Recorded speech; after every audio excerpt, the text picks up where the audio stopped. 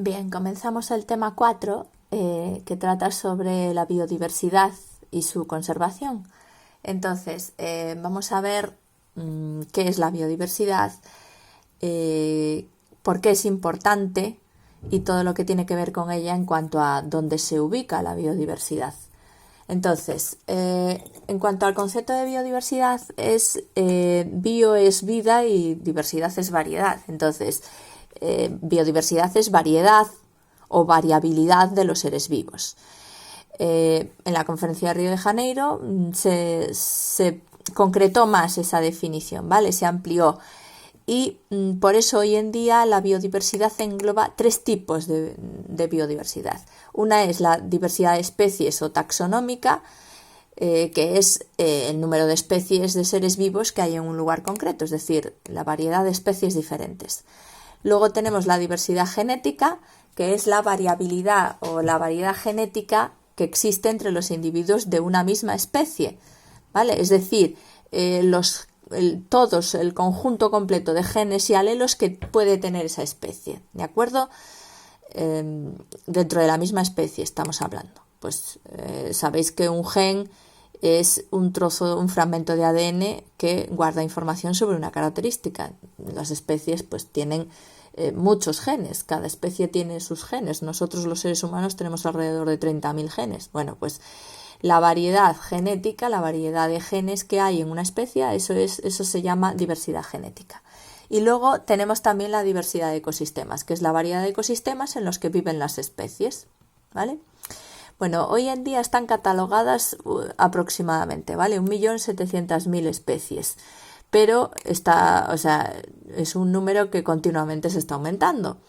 Se estima que puede haber entre 3,5 y 50 millones de especies, es decir, de 3,5 a 50 millones de especies de seres vivos distintos.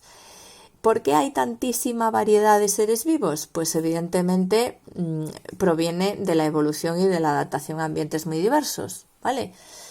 Los ambientes los vamos a ver después en el tema.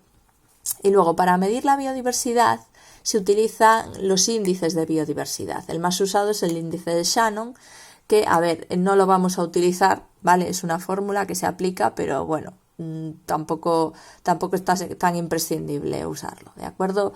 Lo he puesto ahí para que lo veáis, pero bueno, no lo vamos a llevar a la práctica. Hay muchos índices de biodiversidad, el más usado es este, pero bueno. Bueno, vamos a ver cómo se distribuye la biodiversidad, los seres vivos, ¿vale? Se distribuyen en biomas y en regiones biogeográficas o ecozonas, ¿de acuerdo? Entonces, vamos a definir bioma y vamos a definir ecozona o región biogeográfica, pero primero iremos viendo los biomas, ¿vale? En el punto 2.1 veremos biomas, que hay unos cuantos, y cuando terminemos con los biomas, pues veremos las regiones biogeográficas, que sería el siguiente, ¿vale? Entonces, vamos a empezar por los biomas. Aquí. Bueno, los biomas son zonas terrestres muy grandes, ¿vale? Ocupan unas extensiones enormes en el planeta y son zonas que tienen prácticamente el mismo clima. Y debido a que tienen el mismo clima, pues tienen su fauna y flora son propias de ese clima, ¿vale? ¿De acuerdo? Y de ese bioma, evidentemente. Los biomas, por tanto, son conjuntos de ecosistemas. Están formados como son extensiones, son como superecosistemas, ¿vale? Extensiones muy grandes y dentro de ellos puedes tener ecosistemas más pequeños, ¿vale? Conjuntos de ecosistemas que se desarrollan porque hay unas condiciones climáticas específicas, ¿vale? Propias. Entonces, ¿de qué depende la distribución de los biomas en el planeta? Pues depende de unos factores que evidentemente son factores que afectan directamente al clima, ¿vale? Que los biomas estén colocados tal y como están. Los biomas, repito, tienen un clima propio, ¿vale? Debido a ese clima propio tienen su fauna y flora adaptadas a ese clima. Y la distribución de los biomas en el planeta tiene que ver con la distribución del clima, ¿vale? De cómo afecta los factores al clima. Y los principales factores o sea, los factores climáticos principales son la temperatura y las precipitaciones, ¿vale? Son los dos más importantes. ¿Qué influye sobre eso? Pues la latitud, la altitud, la orientación, la continentalidad y la orografía. Entonces, vamos a ver el primero. La latitud influye directamente sobre el clima. ¿Qué es la latitud? Es la distancia en grados al ecuador, ¿vale? Medida en grados. Recordad que la Tierra es más o menos una esfera. Entonces, el ecuador, que sería pues el paralelo que divide a la Tierra en dos mitades iguales, bueno, pues desde el ecuador, si yo mido desde el centro de la Tierra al ecuador, ¿vale? Si voy variando el ángulo de medida, pues me salen ángulos en grados. Por ejemplo, del ecuador al ecuador hay 0 grados de latitud, ¿vale? Pero, por ejemplo, al trópico de Cáncer se forma un ángulo desde el centro de la Tierra al trópico de Cáncer, ¿vale? A este otro paralelo hay una distancia en grados serían 30 grados, ¿vale? Aquí serían 60 el círculo polar ártico, y si yo mido el ángulo desde el centro de la Tierra con respecto al ecuador al polo, serían los 90, ¿vale? Es decir, serían los 90 grados de latitud norte, sería el polo norte, ¿vale? Distancia en grados de ángulos desde el ecuador al punto que consideramos, ¿vale? Bueno, pues según la latitud, la Tierra se divide en 3 regiones, la región fría, la templada y la cálida. Y evidentemente, a medida que aumenta la latitud, disminuye la temperatura, el clima es más frío, ¿vale? Aquí tenéis las regiones, ¿vale? La región cálida está comprendida entre los 2 trópicos de Cáncer, ¿vale? La zona templada del norte, entre el trópico de Cáncer y el círculo polar ártico, ¿vale? La zona templada del norte. La zona templada del hemisferio sur, entre el trópico de Capricornio y el círculo polar antártico. Esto está mal, es Capricornio, ¿vale? Y la zona fría del norte, del hemisferio norte, entre el círculo polar ártico y el polo norte, y la zona fría del hemisferio sur, entre el círculo polar antártico y el polo sur, ¿de acuerdo? A medida que subimos en latitud, sea norte o latitud sur, pues las temperaturas van siendo más bajas, ¿vale? Altitud. La altitud es la distancia en metros sobre el nivel del mar, y también a medida que aumenta la altitud, también baja la temperatura, ¿de acuerdo? Por eso en las montañas hace frío, ¿de acuerdo? A medida que subimos en altura, hace cada vez más frío. Orientación. Esto es importante, también afecta mucho al clima. Aunque estemos a la misma latitud o altitud, ¿vale? La orientación, si estamos hacia el este o hacia el oeste, también influye en el clima, ¿vale? Por ejemplo, la costa atlántica peninsular, pues donde estamos, imaginaos la costa atlántica de Galicia, no se parece en nada el clima a la costa mediterránea, que está más o menos a la misma latitud, ¿de acuerdo? Es decir, el clima, por ejemplo, de pues, la zona de Vigo, las Rías Baixas y tal, pues no se parece en nada al clima de Barcelona, de Gerona, etcétera, etcétera, ¿vale? De Tarragona, ¿vale? ¿Por qué? Pues porque depende de la orientación en la que estamos. No es lo mismo estar en la costa atlántica que en la costa mediterránea, ¿vale? Se puede estar, porque dependiendo de esa orientación, se puede estar más o menos expuesto a corrientes húmedas de la atmósfera, a borrascas, a corrientes oceánicas, ¿vale? Y os lo voy a explicar aquí con con esto, ¿vale? Esto es un mapa muy interesante. Vamos a ver. Fijaros, la Coruña, ¿vale? Entre Galicia y Nueva York, fijaros, aquí está Galicia, y Nueva York está a la misma latitud, ¿vale?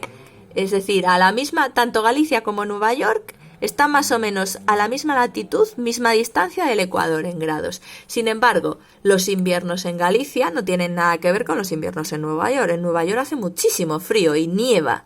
Pero nieva, vamos, un frío bastante considerable. En Galicia no estamos así. Entonces, ¿por qué pasa eso? Primero, por las corrientes, ¿vale?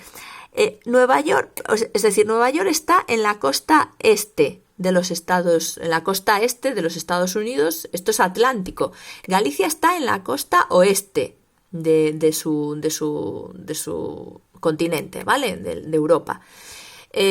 aquí, a la zona de Nueva York, le afecta directamente la corriente del Labrador, que es una corriente de agua fría que viene de la zona, esto es Groenlandia, y viene del Polo Norte, ¿vale? Sin embargo, en Galicia tenemos la suerte de que nos llega la corriente del Golfo, ¿vale? La corriente del Golfo, esto viene del Mar Caribe, entonces nos afecta agua más cálida que no esta. Esa es la primera consecuencia de estar en distinta orientación, ¿vale? Aunque estemos a la misma latitud. También influyen las presiones, fijaros. Las borrascas son zonas de bajas presiones atmosféricas y en el hemisferio norte giran en sentido contrario a las agujas del reloj, ¿vale? El aire cálido sube, asciende y crea una zona de baja presión y sube en espiral, formando como una espiral en sentido contrario a las agujas del reloj. Entonces, ese giro de la borrasca arrastra también vientos fríos, ¿vale? Lo pone ahí, esa borrasca aquí no funciona igual que la borrasca en Galicia, ¿vale?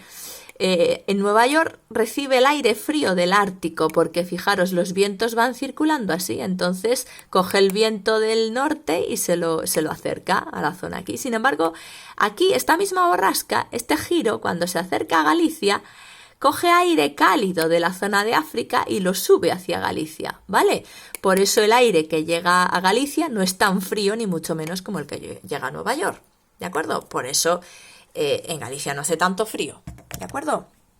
Es decir, la orientación es muy importante, ¿vale? No solo depende de la latitud, la orientación también es muy importante.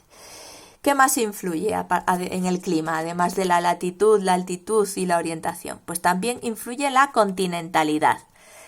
Es decir, cuanto más estemos cerca del mar, el mar influye mucho en el clima, cuanto más cerca estemos del mar, más suaves son las temperaturas, ¿vale? Menos diferencia hay de temperaturas entre día y noche y entre verano e invierno. Pero cuanto más lejos estemos del mar, pues tenemos un clima más extremo, más continental, ¿vale? Pues por ejemplo, fijaros, yo que sé, en una ciudad costera, La Coruña, las diferencias de temperatura día y noche o verano e invierno son muy pocas, es decir, pues nunca sube de 20 y pico grados y nunca baja para que esté La Coruña a 0 grados, en fin, en invierno. Sin embargo, Moscú, que está en Europa, a 3.000 y pico kilómetros del mar, no sé exactamente, pero está en el centro de Europa, está muy, muy lejos del mar, pues en Moscú en invierno se ponen a menos 30 grados, ¿vale? Es decir, el mar dulcifica los climas, ¿de acuerdo? Hace que las temperaturas no sean tan extremadas. Y luego la orografía, ¿vale? El relieve influye también mucho en el clima. La presencia de cordilleras modifica a las precipitaciones y puede bloquearlas, ¿vale? Os lo voy a explicar aquí con este otro aquí, lo que es el efecto Foehn. Esto no tenéis que saberlo, pero básicamente es la forma en la que las cordilleras pueden bloquear las nubes, ¿vale? Cuando el viento sopla y se topa con una montaña, con una cordillera, ¿vale? Tiene que subir el aire, es decir, el viento tiene que elevarse para esquivar la cordillera, porque claro, esto está bastante alto. Entonces, al ascender el aire, el viento, al subir, se enfría, porque acordaros que cuanto más se sube en altura en la atmósfera, más frío hace. Entonces, al subir ese aire que está moviéndose, se enfría y eso provoca que se condense el vapor de agua que lleva el aire, ¿vale? El aire tiene una cantidad variable de vapor de agua en estado de gas. Entonces, al enfriarse, esa agua se condensa, forma gotitas, forma nubes y llueve, ¿vale? En esta zona, en esta ladera de la montaña, se acumulan las precipitaciones. Pero luego, una vez que sobrepasa la montaña, el aire, este viento, baja, ¿vale? Baja, sigue su camino y al bajar se calienta, ¿vale? Se calienta el aire, ¿vale? Igual que al subir se enfría, al bajar se cae, sube la temperatura. Lo pone ahí, aire seco descendente. Entonces, ¿qué pasa? Que este aire, primero, ya descargó gran cantidad de humedad que llevaba aquí en la lluvia, ¿vale? Ya llovió aquí. Entonces, por aquí el aire no tiene apenas humedad. Es decir, en esta zona, a este otro lado de la montaña, el clima va a ser súper seco, ¿vale? No va a llover. Sin embargo, por aquí llueve un montón, ¿vale? Eso afecta, es decir, si tienes aquí una parcela de terreno, pues aquí te va a llover muy poco, ¿vale? Y eso, por ejemplo, en la cordillera Cantábrica, que la tenemos aquí, ¿vale? Fijaros dónde está la cordillera Cantábrica. A ver, que la vemos, que es una cordillera que tiene montañas bastante altas, ¿de acuerdo? Entonces, claro, y aquí los Montes de León, esto es una faena para los que viven en esta zona, ¿de acuerdo? Es decir, los que viven en la meseta, en la submeseta norte, Castilla-León, tal, fijaros, las lluvias vienen porque las borrascas siempre entran por Galicia, generalmente, y por el Cantábrico, ¿vale? Vienen vientos cargados de humedad. En Galicia llueve todo lo que haga falta porque no hay montañas muy altas y entonces, pues nada. Pero claro, imaginaros un viento que viene de aquí, que entra por aquí, ¿vale? Y se topa con los Montes de León. Entonces llueve, por aquí llueve, pero al otro lado de este monte alto, que esto está bastante alto, pues aquí ya no llueve tanto. Y con la cordillera Cantábrica pasa igual. El viento viene de aquí, del mar Cantábrico, llueve un montón por Asturias, por Cantabria, tal, pero luego descarga aquí y luego el viento es seco. Es decir, por eso la zona de Castilla-León, pues es Salamanca, Valladolid, por aquí, sí, Ávila, tal, pues esto es muy seco. Y fijaros, si yo me voy más al sur, es decir, si esto es seco, imaginad lo que es esta zona, que esto es Castilla-La Mancha. Aquí hay otro sistema, el sistema central. Los vientos que vengan hasta aquí acabarán de descargar la humedad aquí. Por eso esta zona es muy seca, ¿vale? ¿De acuerdo? Las cordilleras bloquean, ¿vale? ¿De acuerdo? Vale, pues con eso explicamos que es todos estos factores son los que influyen directamente en el clima. Bueno, y los principales biomas del planeta se clasifican según las zonas, ¿vale? Biomas de zonas frías están entre los polos y los círculos polares, es decir, los biomas de zonas frías estarían aquí y aquí, ¿vale? Y los biomas que tenemos ahí son los desiertos polares, la tundra y la taiga. Biomas de zonas templadas, pues en la zona templada, tanto del norte como del sur, ¿vale? Entre los círculos polares y los trópicos, pues ahí biomas tenemos estepa, bosque caducifolio y bosque mediterráneo, y los biomas de zonas cálidas que están entre los dos trópicos, en la zona cálida de la Tierra, pues ahí tenemos los desiertos cálidos, la sabana y la selva, los más importantes, el bosque tropical. En el siguiente vídeo empezamos con los biomas de zonas frías.